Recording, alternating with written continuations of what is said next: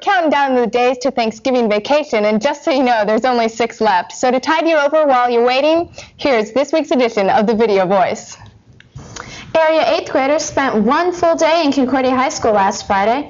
The purpose of this day was to recruit incoming freshmen and to inform them of the activities at Concordia. They took a quick look at the JROTC, the poems, the band, home economics, sciences, foreign language, and a sample of a school lunch. Most importantly, Concordia Day provided a day off for the high school students. Construction is finally beginning again on the Concordia Fitness Center. Chad Jenkins has an update on this project. I'm standing in Concordia's weight room, preparing to lift like so many people do every day. As you can see, our weight room is very small and cramped and unorganized. Eric, can you tell me why you lift weights? I lift weights so I can excel in track for my senior year. And how do you think the new Physical Fitness Center will benefit the students at Concordia? I think it'll be a lot bigger. I know it'll be a lot bigger, and therefore we have a lot more room in the weight room for people to move around. And I think it'll also draw athletes in there so they also achieve in sports. Hey, can you tell me why you lift weights? Yeah, I lift weights to help me physically and kind of like mentally, because I have a kind of like a wild attitude. It kind of helps to get some of my physical energy out. And how do you think that our new Physical Fitness Center will help the students at Concordia? I think as far as in football, I mean, we've been like physically smaller than the other teams, and I think that this weight center will really help our football team, and we'll be able to compete with the bigger schools. Thanks.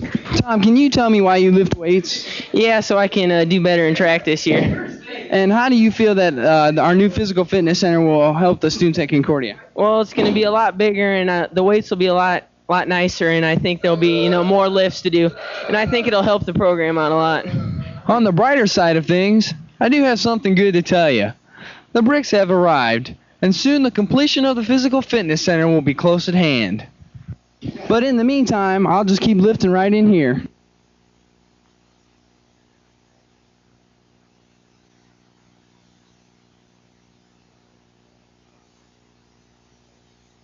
Saturdays. For most, they meant a time to sleep in, to relax, to have a good time. But most of all, they meant doing anything, anywhere, as long as that place wasn't school. This common definition of Saturday doesn't always hold true if you're on the yearbook staff, especially during deadline time. This past Saturday, the Luminarian staff spent the day from 9 to 4 at school, finishing up their work on the upcoming deadline on November 17th.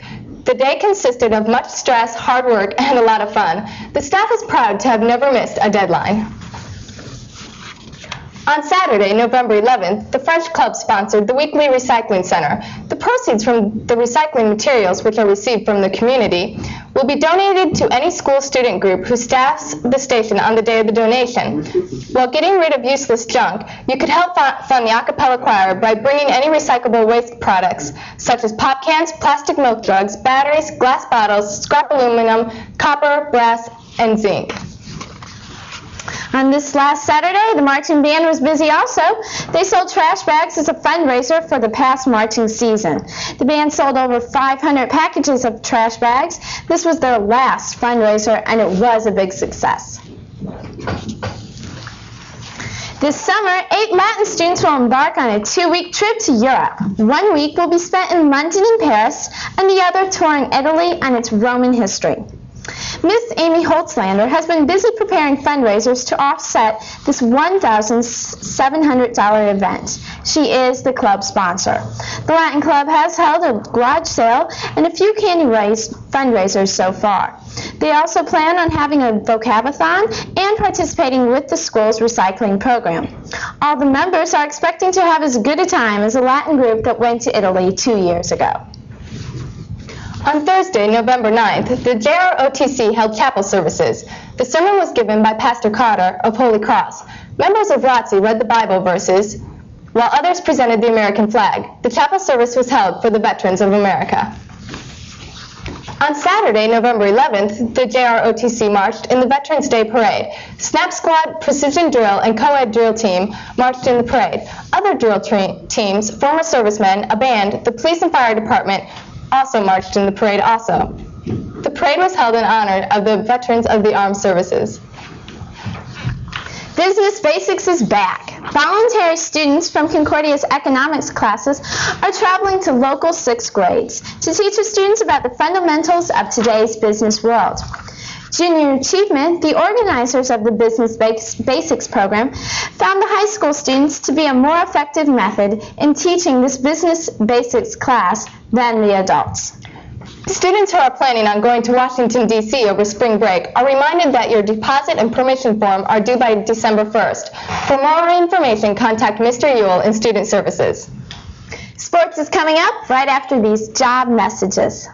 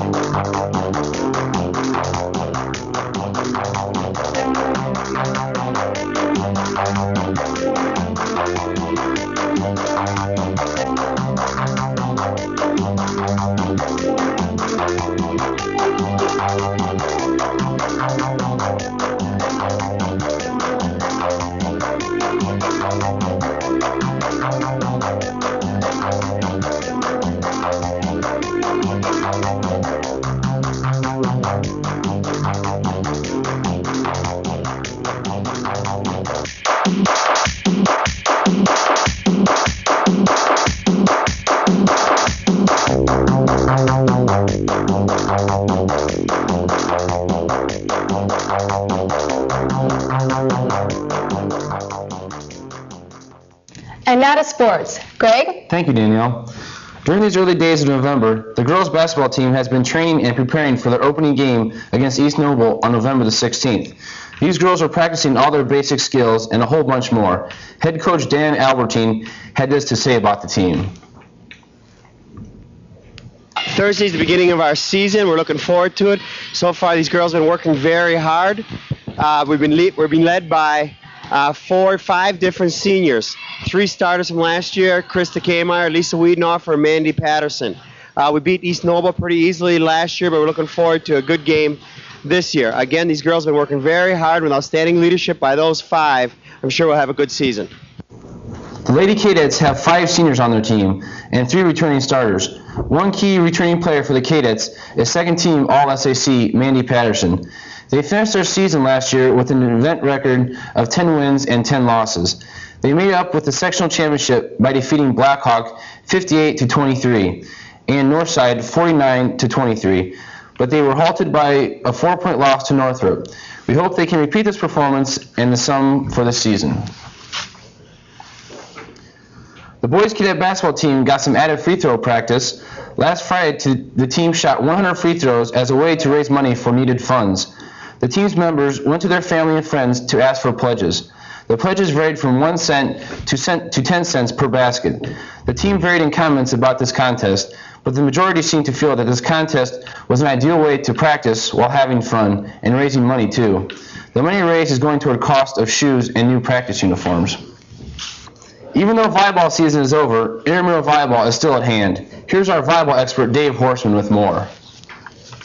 The intramural volleyball season drew to a close this week. Freshmen, sophomores, juniors, seniors, and faculty, both guys and girls, participated in this sport. The games were usually held on Monday nights. I asked Mr. Limmer some questions about this program. Mr. Limmer? Yes. How many teams participated in intramural volleyball this year? This year we had 23 teams participate. How strictly are the rules followed? Well, actually, Dave, this is the first year that we've had rules. They've been playing jungle ball for the last 13 years or however many years they've been having intramural volleyball. This is my first year, and I decided to type up some rules. Actually, it's been a good idea because the injury rate has been decreased. We had 0 injuries this year. Okay, thank you.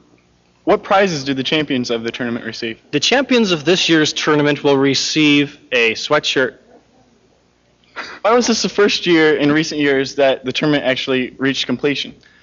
Well, I'm not sure. I think it has something to do with organization. I try to keep the games moving along, and I set a goal as to have a tournament at the end of the year. Also, all of the teams were not involved in an end-of-the-year tournament. We had the 8 top teams seated in a tournament at the end of the year, single elimination, and that pretty much finished it. Okay, what do you think is the appeal that brings the people out to play intramural volleyball? Well, I think it's a lot of fun. There's not much pressure. They can goof around with their friends, and it's a place their parents will let them go. Okay, thank you. The winners of the intramural volleyball tournament were the Hillbillies, a team composed of 5 seniors. Intramural basketball starts in a couple of weeks. But for those guys who would like to play more volleyball, the men's volleyball club starts in the spring. It's varsity basketball time again. Our team has its first game on November the 24th. Leo is here at Concordia. The game starts at 6:15. And on November the 25th, Concordia is at North Miami. The game starts at 6 o'clock. Let's all go and show our school spirit and hope for yet another winning season. And that's all in the sports world. Danielle? There's quite a bit going on around Concordia these days, and here are a few of those coming attractions.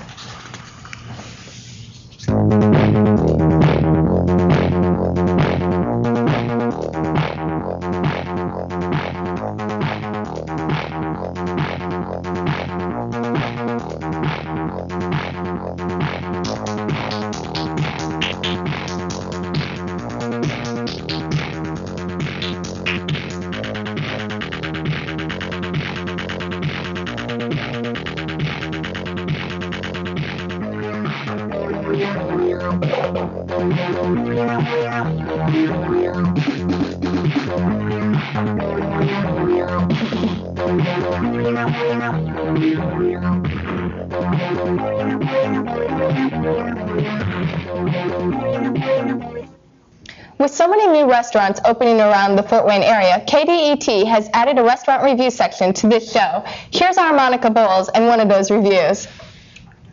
The Indiana Grill is now opening, replacing the old Moonraker, which is located on the corner of Coliseum Boulevard and Parnell Avenue. They seem to be off to a terrific start. The atmosphere is very casual and laid back, and the food is great.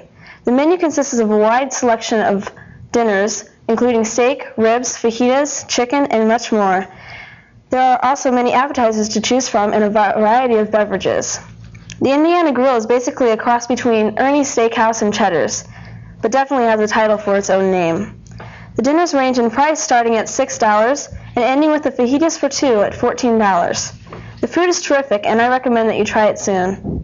SAD, Students Against Drunk Driving, meets Tuesday, November 21st after school in room 305. The purpose of this meeting is to discuss future activities. SAD is an organization to make students aware that drinking and driving all the time is fatal. The students should be alert and understand that drinking and driving should be stopped. 21 Alive is a host for a new Explorers group this year, the Broadcasting Explorers. There are 33 different exploring groups in Fort Wayne, all of which allow people between the ages of 14 and 22 learn more about various careers. Explorers is sponsored by the Boy Scouts of America, but is also open to the girls. The Broadcasting Post is under the direction of Melanie Eckert, an employee of 21 Alive.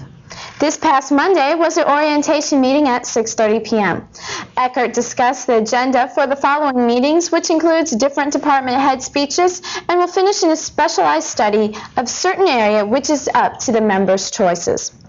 The Broadcasting Explorers meetings will be held once a month on Monday evenings at the 21 Alive studio. Anyone wishing to have more information on any Explorers group may contact Kurt Keimstead at 432-9593 or write to Kurt Keimstead, 3635 Portage Boulevard, Fort Wayne, Indiana, 46802. This weekend, the fall play was performed in the Chapel Auditorium. Here's more on how it went. $1 million, a mental hospital, and mass mayhem made up the plot for this year's uproariously funny fall play. The Curious Savage was set within the confines of the Cloisters, a home for the mentally ill. Throughout the show, the audience was delighted with the antics of the home's residents. Fairy May, a young woman who can't face the fact that she is not beautiful. Florence, a mother who refuses to accept the death of her child. Hannibal, a statistician who can't cope with the loss of his job. Jeff, a pilot who is caught up in the guilt of the death of his crew. And Mrs. Patty, who hasn't talked since her husband told her to shut up 20 years ago. Wouldn't you like Animal Husbandry? I can reach that one. No, this time it's got to be the lifespan of the 80s. Goose it out with this. Lights! Turn the lights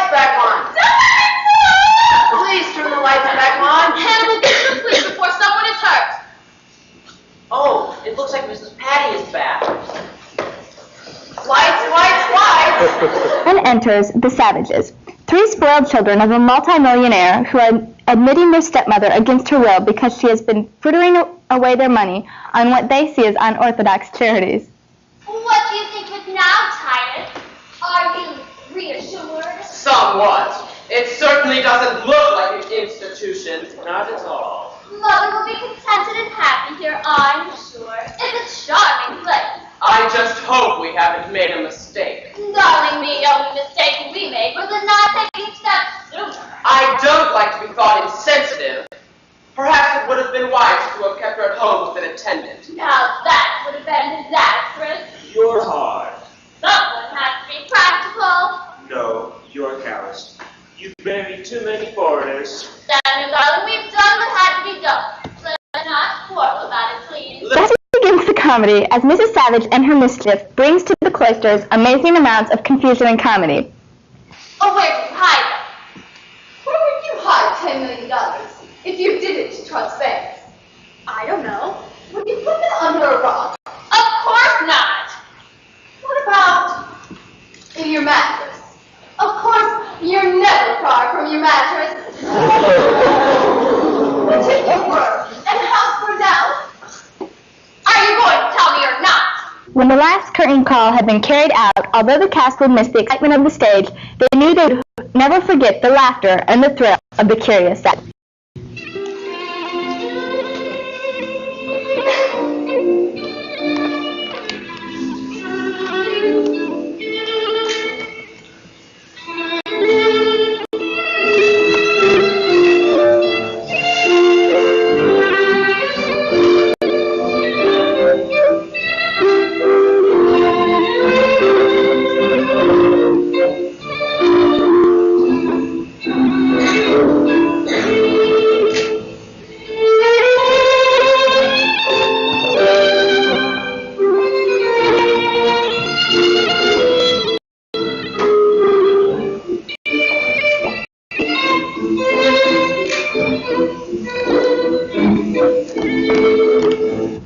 That wraps it up for this week. We'll see you next week here on KDET TV during the Thanksgiving edition of Video Voice.